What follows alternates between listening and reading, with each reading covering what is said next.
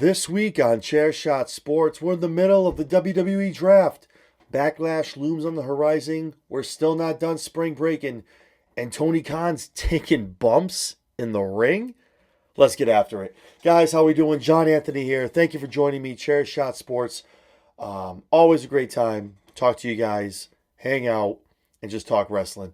Yeah, it's a great week right now. Obviously, like I said, we're in the middle of the WWE Draft. This past SmackDown, first four rounds of the draft happened.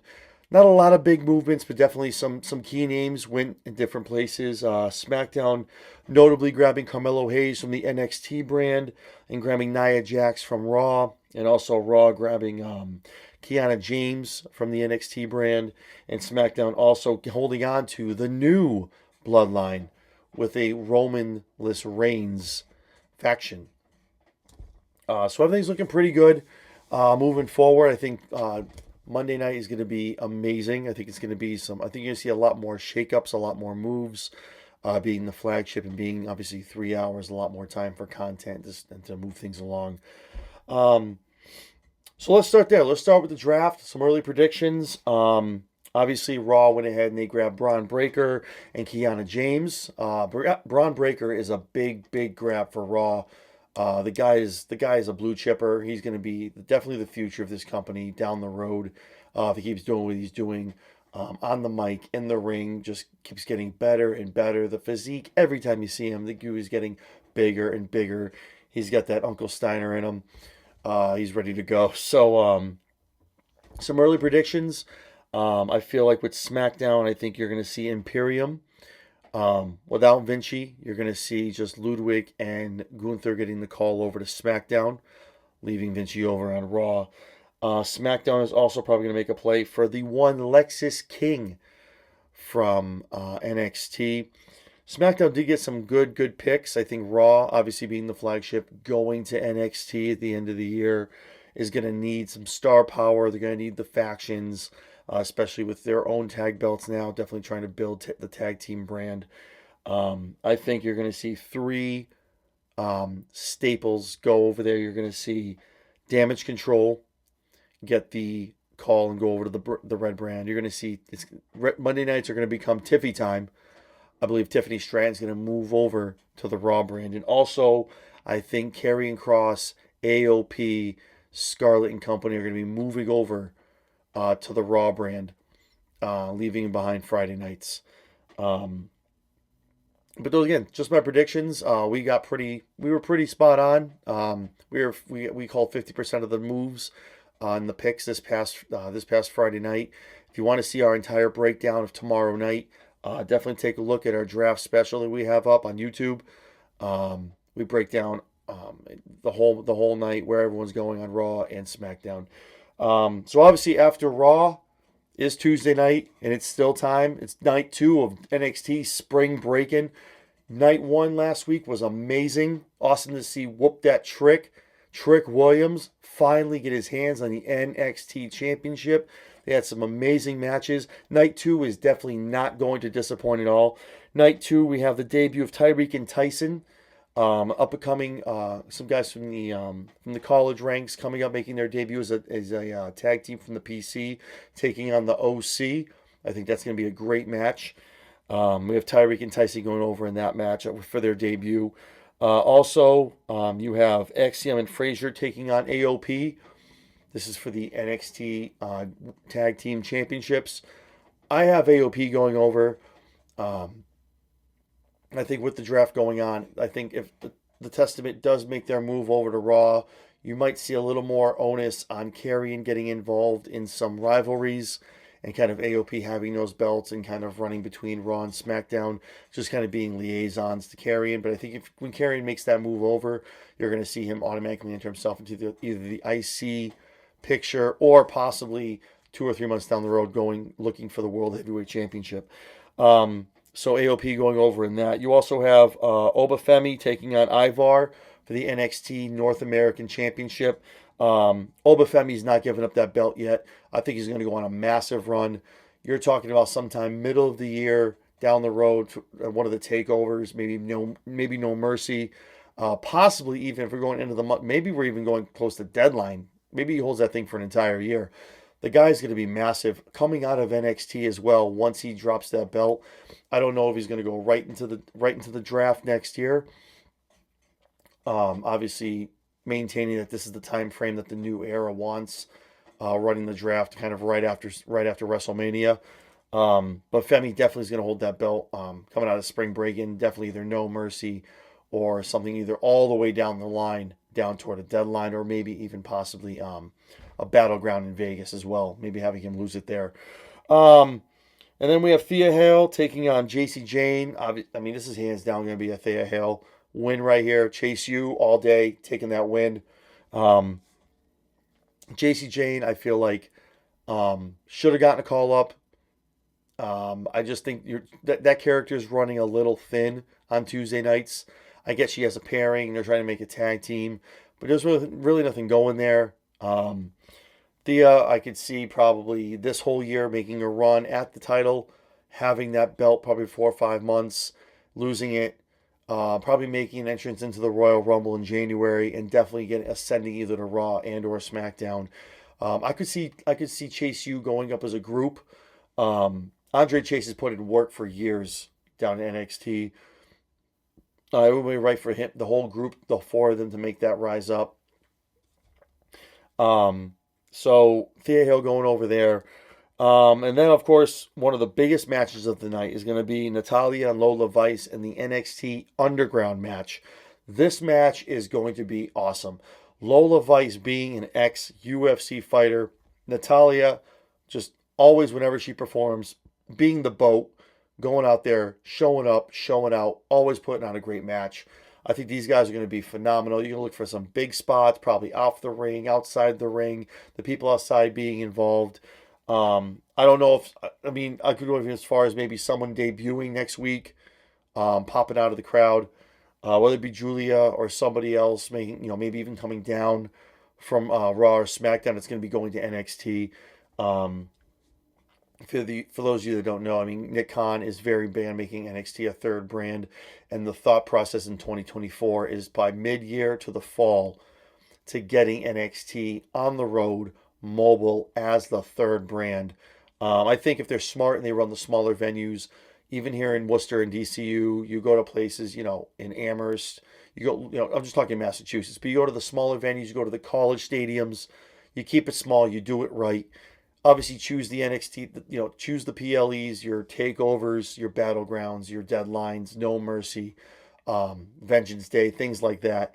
You want to hold those in the right places that make sense. But I can definitely see NXT rising up and taking a good amount of talent down to them that makes sense and making them viable and making them an established third brand, still developmental, but still an entertaining third brand for WWE. So that's how it looks on Tuesday night.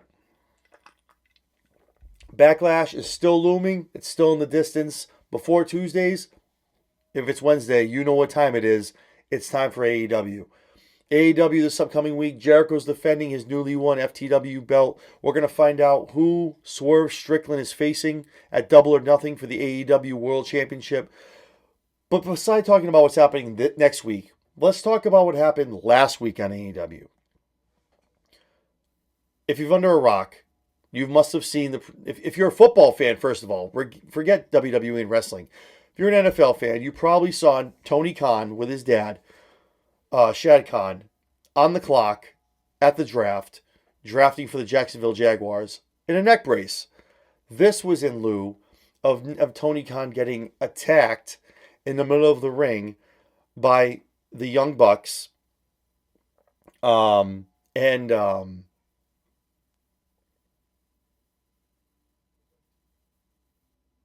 Jack Perry. I think we apologize about that. I think we paused out. I apologize about that. And Jack Perry calling Tony Khan out, saying, listen, let me apologize to you. I just want my job back. Let me change the world. Let me do what I did to come here. Let's change the world. Let's do it together. Tony Khan reaches in, all grins, shaking his hand. Everything was great. Jack Perry flashes that smile to the crowd. Hits Tony with a 1-2 to the body, knocks him down. Here come the Young Bucks. So, hey, stop it. Hold up. And then and then they turn on him. They hit the Meltzer driver on him. Tony just stiff as hell, man. Tony has no business being in that ring, just for the simple fact is that the guy can't sell. It was tough to watch if you're a wrestling fan.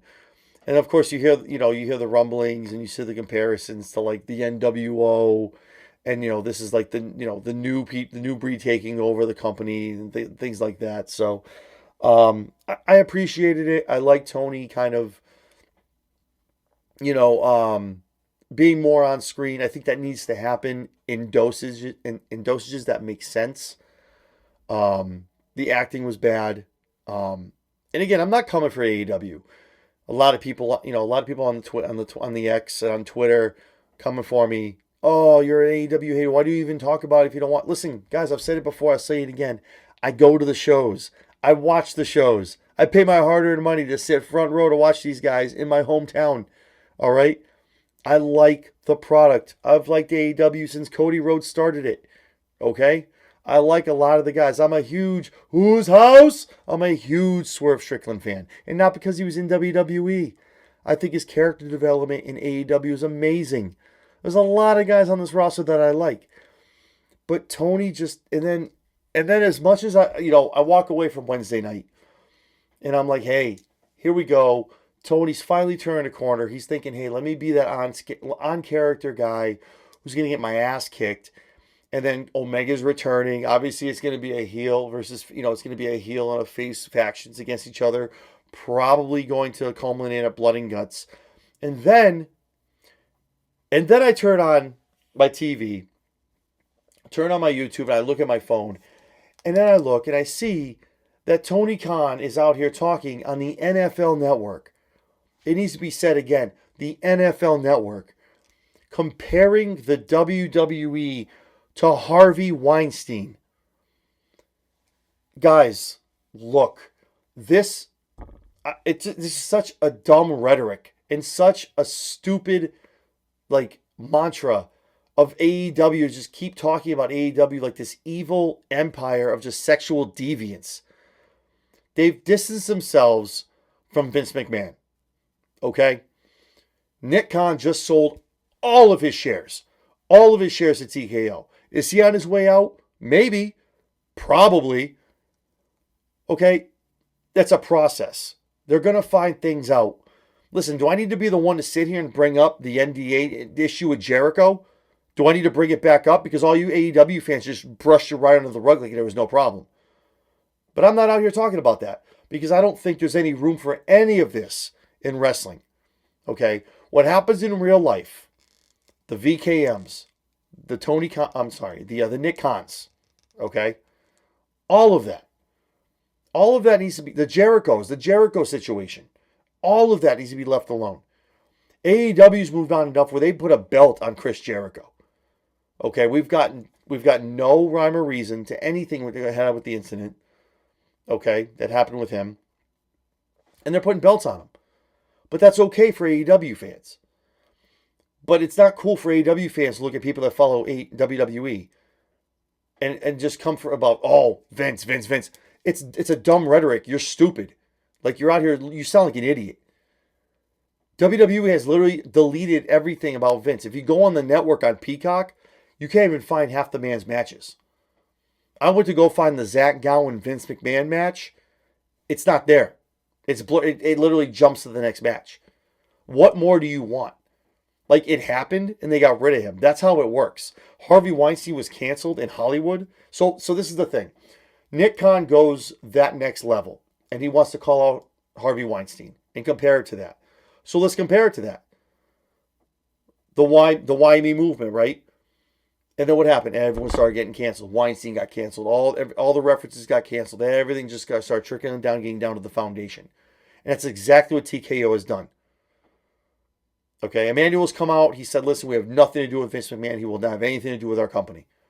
Anything. TKO, WWE, nothing. All done. It just bothers me as a wrestling fan, as a journalist, okay, covering these kind of things. And the tribalism is disgusting. You guys just got to stop. It's really stupid. AEW is great. WWE is great. Parts of AEW suck. Parts of WWE suck. Okay? We all get it. But attacking each other on the internet is just so stupid.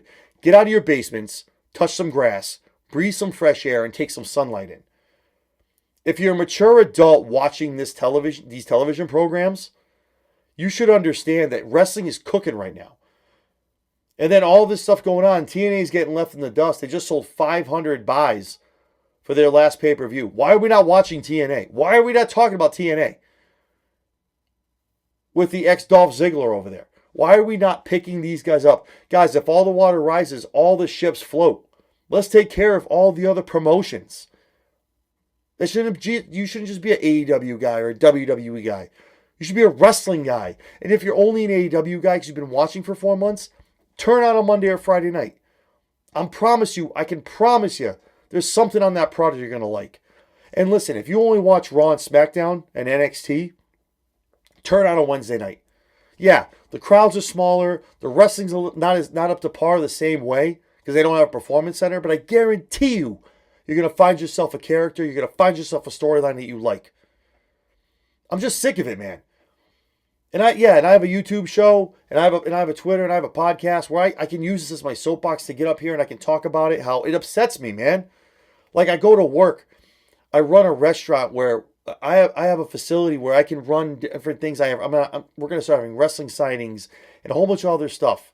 All right, and it's like I have people that like AEW, that like WWE, and we all talk together. None of us fight. None of us talk trash to each other. None of us get mad. We all have fun with it. We talk about it and we laugh. That's the way it should be, guys. I just don't understand why at the end of the day, and there's a couple of you out there, I'm not going to name the handles here on my YouTube to like take flack back, because that's not how I want to get my views and be shared out there and get the comments from the hardcore AEW guys. But there's some handles out here like you're literally just anything WWE does is just crap. You're an idiot. You're an idiot, dude. All of you, guy or girl. And it's the flip side too. Anyone out there there's people out there that call the AEW fans neckbeards. I watch AEW, bro. I go to AEW events. Oh, I'm one of those guys. I'm a neckbeard. But I'm the first guy out here like holding the WWE flag. Dude, come on, man. Figure it out. Look around the room. There's everybody. AEW, WWE, there's belts you can't even see from ECW, all that other shit. I'm sorry to get off on a tangent. I hope you guys didn't turn off the episode. I apologize. But it just gets me real upset. And Tony Khan needs to take a responsibility and understand what he is as an owner and what he does, whatever he says directly affects his fan base. And someone needs to sit down Tony and tell him that comparing WWE to Harvey Weinstein is very immature, unprofessional, and not good for wrestling. It's going into business for yourself. The exact same things that you guys didn't like about CM Punk when he left for WWE are the same things that you're doing right now by calling out WWE with these kind of accusations. But like I said, I don't want to spend a whole 25 minutes, half hour on this.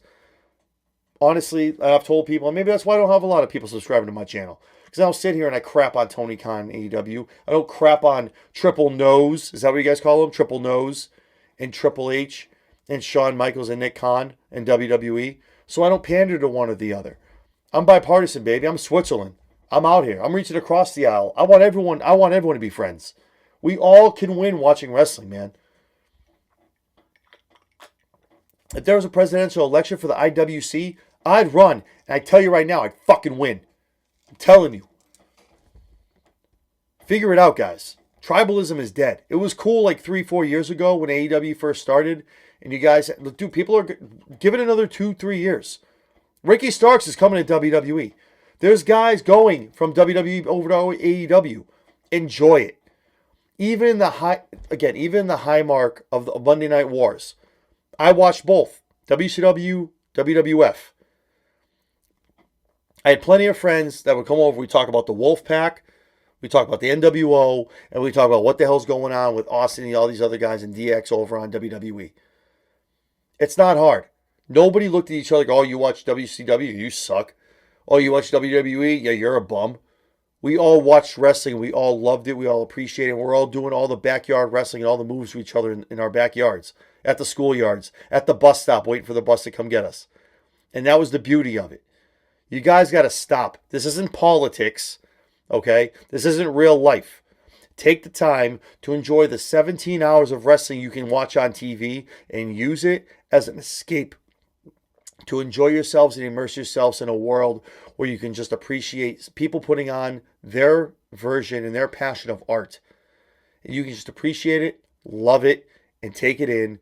Turn off TV, go to bed, go back to your humdrum work, and the next day come home and know that WWE, AEW, TNA, New Japan, everybody's here. NWA is waiting here for you to give you a nice relaxation and getaway from the regular world. That is real life.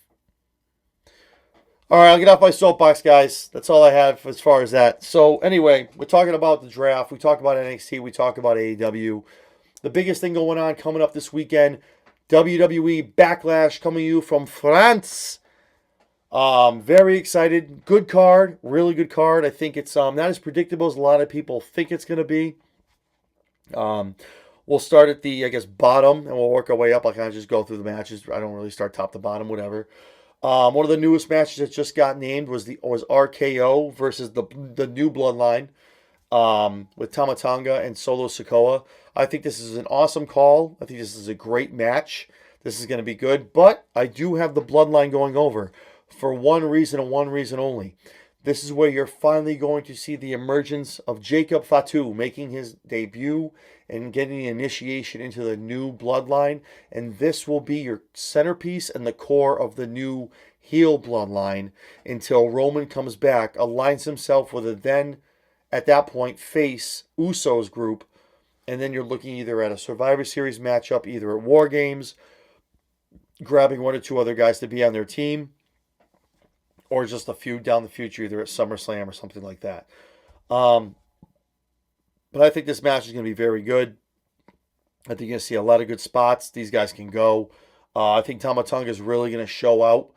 I think you're going to see, for those of you that don't know who he is or haven't really watched him, athletic as hell. The guy is he's a mean man.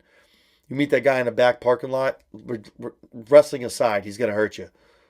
He's a great athlete, great in the ring, awesome big spots. But yeah, so Bloodline goes over on that. And like I said, I think Jacob Fatu is going to make his debut here, cost RKO the match. And I think a really, really good crowd for the French audience. The French audience, I apologize. Another one of the matches coming up is the Kabuki Warriors versus Bianca and Jade for the WWE Women's Tag Championships. No-brainer, out the gate.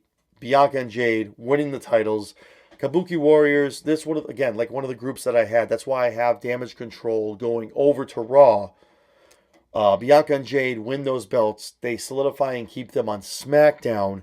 And that's where you'll see Triple H and Adam Pearce debut either a tournament or bestow upon a group. I don't think they're not really into doing that nowadays. So you'll see a tournament debut, probably culminating at the next pay-per-view, which I believe, if we're in May, June, will be the King Queen of the Ring tournament and or Money in the Bank. You'll see a tag team tournament to crown new Raw, which will be World Women's Tag Team Champions over on the Raw brand. So Bianca and Jay going over there. There have been rumors of a Drew McIntyre and Sheamus match, which I would love for. Those guys put on bangers. They have an amazing chemistry in the ring. Those guys going one-on-one would be amazing. But it has come out that Drew has been working with a hyper extended elbow. He's done so throughout the UK tour this past week. So he will definitely be he's off of TV as far as wrestling. For those of you who don't know as well, it was on The Rock's Instagram. It has been talked about now by WWE. Drew McIntyre has signed a multi-year big money deal with WWE. The Scottish Warrior is going nowhere. My man is in the house for the long haul. Let's go. I think it's a great move. Drew is doing, and I've said it before for weeks, Drew is doing some of the best character work right now as a heel. Eventually, I'm sure he'll turn back face, which would be awesome too. But this heel work right now is amazing. I hope it goes on for as long as it can until they got to turn him a face. but he has done amazing, amazing work as a heel, and I'm here for it. Glad to hear that the Scottish Warrior Drew McIntyre has signed a new deal, and he's not going anywhere, and he's home where he belongs in WWE. So, with that being said, another match, the triple threat for the WWE women's title, Naomi versus Tiffany Stratton versus Bayley. I do have Tiffany going over to the Raw brand in the draft coming up this Monday. The big thing to remember about this is a stipulation with the rules that were given out. The rosters lock May 6th. And I feel like they do this also so when you watch Backlash, Tiffany's drafted over to Raw. They talk about Tiffany bringing the title over with her to Raw, what's going to happen, all that good stuff. Laying the Easter eggs and the breadcrumbs and trying to get you to think, oh, what could happen, and making it more unpredictable. I can tell you right now, it's a triple threat to not make either of the other two women, Naomi or Tiffany, look weak. Bayley's going to go over. She's going to have this belt for a long period of time. She's earned it going through the issues she had with damage control and finally culminating at WrestleMania to win her belt. So Bayley goes over there. I don't know if they're going to be naming a match with Becky. That's one thing. Obviously, I don't have it here at the time of recording. That could be one match they might talk about. If I had to guess, I'm guessing tomorrow night when we tune in, somehow, some way, Liv Morgan interjects herself into talking to Adam Pearce, getting a match with Becky at Backlash. That makes sense. Again, but I don't know. I've said it before. I've said it again. I'm not a fan of this Liv Morgan character. I'm not. The whole revenge tour, it's dead. It's over. You can't keep taking L's and stacking loss after loss after loss and come out here on TV and go on your Instagram and go on your Twitter and talk about your revenge tour. You can't do it. There's nothing behind it. You have no momentum. It's like you're winning 15 matches in a row and now you're ready to challenge for the belt. You can't win a battle royal. You can't win a singles match. You can't win a triple threat. You can't win an elimination chamber. You can't win your matches. At this point, you're not a revenge tour. It's a martyr tour. And you're going out here for your likes and to stay relevant. I said it a couple weeks ago. The best bet for Liv Morgan is to take her new character, run down to NXT, go down there, fight for the NXT Women's Championship, win that belt. I'm not saying she's not worthy of winning a Raw or a SmackDown championship, Women's Championship. I'm not. Okay? But now in NXT, I don't think they're taking care of it here at Spring Breakin', but I think in going for the next pay-per-view, or they'll run the tournament on the weekly show. There is a North American Women's Champion coming to the NXT Black and Gold brand. It would not surprise me that when Ava, the general manager, announces the brackets, Liv Morgan is included in those brackets. Go down, win the North American Women's Championship, hone the craft, work on the mic work on the ring rust, and just the ring work in general. Work on the craft. Take the time. I always liken it to someone like Baron Corbin. I talked about it 2 weeks ago. I don't want to be redundant. I don't want to keep talking about it. But a lot of people come for me, and they come at me about the Liv Morgan take. Oh, you don't know wrestling. I know a lot of wrestling. I've been watching it for like 30 years, bro. I know wrestlers. I know divas. I've seen the diva era. I've seen the attitude era, the ruthless aggression era, the PG era. You name the era, I'm watching it. I've watched all the greats, all of them, man. Lita, Tori, Sable, Becky, Bayley, Lita, Trish, Mickey. You name it, I've seen them. Liv doesn't have it, man. She can have it. She could have it. She needs to work on the mic. Needs to work on getting down her moves in the ring. Once she does that, the sky is the limit for her. But so what I was trying to say is Baron Corbin didn't take it as a demotion.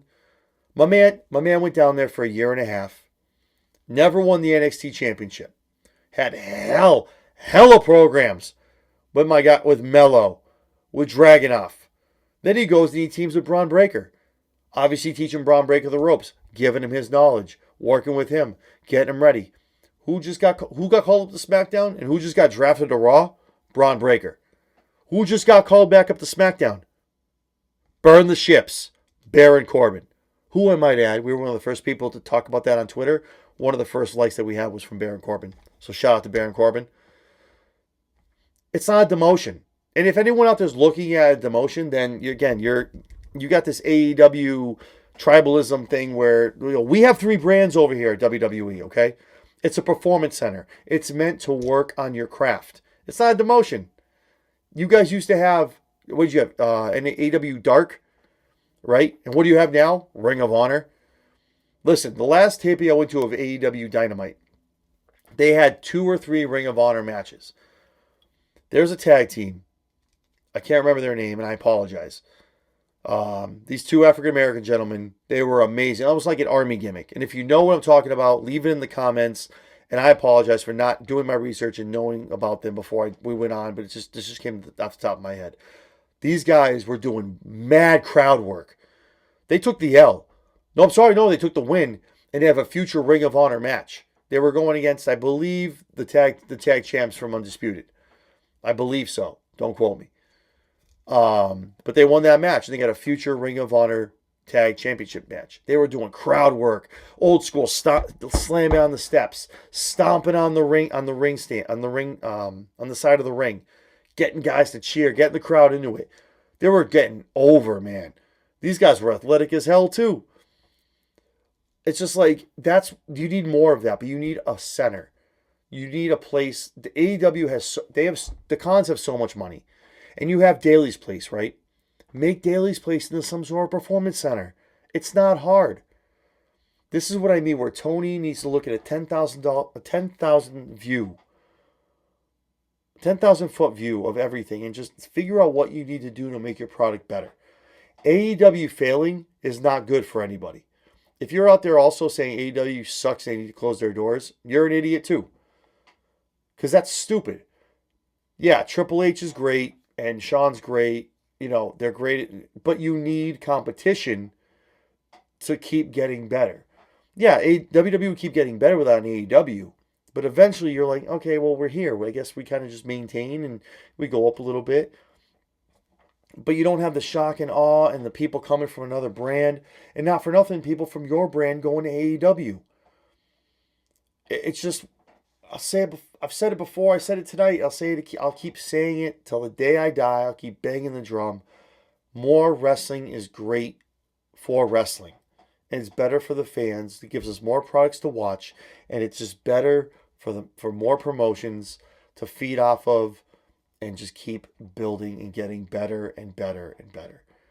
So, but with that being said, I think it's one of those things where Liv Morgan is probably going to be the person who's going to challenge Becky at Backlash. If I had to guess, of one more match is going to be thrown in onto the pay-per-view.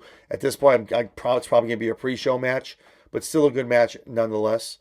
So with that being said, we move on to one of 2 championship matches at Backlash. We have Damian Priest and Jay Uso for the World Heavyweight Championship. I think this is going to be a hell of a banger. I think somehow the Bloodline is going to interfere.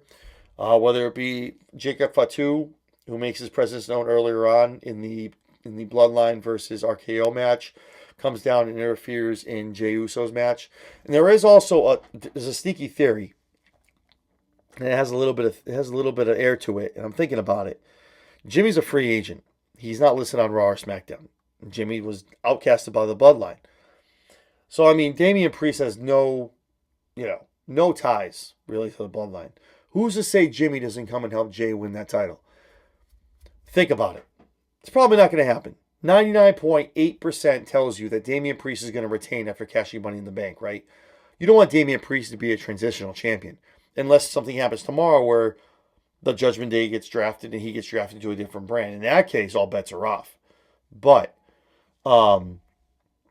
Jimmy comes through the crowd, costs Damian the match, and Jimmy becomes your World Heavyweight Champion. Mind blown.